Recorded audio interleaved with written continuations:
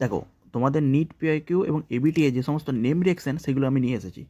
Name রিঅ্যাকশানে first রিঅ্যাকশানকে বলা হচ্ছে ইটার রিঅ্যাকশান।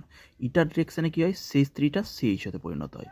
ঠিক আছে, টলিন কোথায় যায়, বেঞ্জাল ডেড। এর রিয়েজেন্ট কি CrO2 Cl2 CH2H2, এটাকে বলা হচ্ছে ইটার রিঅ্যাকশান।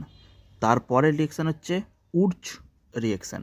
উডচ রিঅ্যাকশানে কী হয়, আমাদের অ্যালিফেটিক যৌগ নিয়ে কাজ করতে হয়। সেখানে আমাদের দেখো CH3Cl, এটা অ্যালিফেটিক, এবং ফিটিক রিঅ্যাকশানে আমাদের করতে হয় অ্যারোমেটিক রিং নিয়ে। তাহলে এখানে অ্যালিফেটিক নিয়েছি, তাহলে CH3Cl যদি আমি অ্যালিফেটিক হ্যালাইডে যদি আমি সোডিয়াম ডাইথার, এটা কমন রিয়েজেন্ট হচ্ছে সোডিয়াম ডাইথার করি, দুটো আমাদের আর গ্রুপ, দুটো CH3 গ্রুপ হচ্ছে পরস্পর ক্লিভেজের মাধ্যমে যুক্ত থাকবে, দুটো আর গ্রুপ। এবার আমি অ্যারোমেটিক রিংয়ে যদি আমি যুক্ত করতে চাই, তখন আমরা এনে ডাইথার নেবো।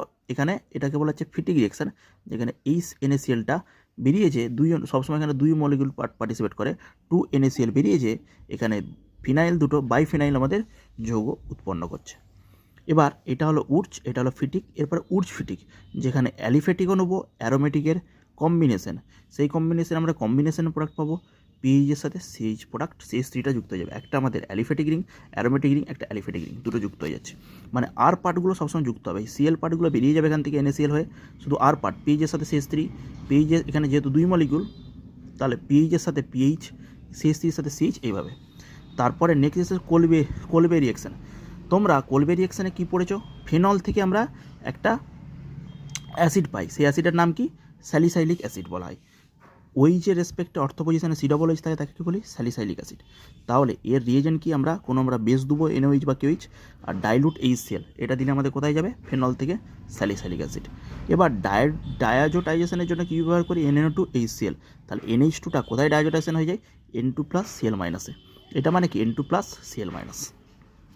ঠিক আছে, দেখো নেক্সট N2+Cl- আমি যদি CuCl2 বা HCl এরকম যদি যৌগ দিই, আমাদের যদি কপার কিউপ্রাস ক্লোরাইড দিই, তাহলে কী হয় বলো তো, N2টা এখান থেকে বেরিয়ে যায়, অনলি Cl আমাদের ক্লোরোবেনজিন উৎপন্ন করে। ঠিক আছে, এবার রাইমার-টিম্যান রিঅ্যাকশানে এখানে যেমন স্যালিসাইলিক অ্যাসিড উৎপন্ন হচ্ছে, এখানে স্যালিসাইল ডিহাইড উৎপন্ন হবে, মানে এই শুধু এটা উৎপন্ন হবে CHO।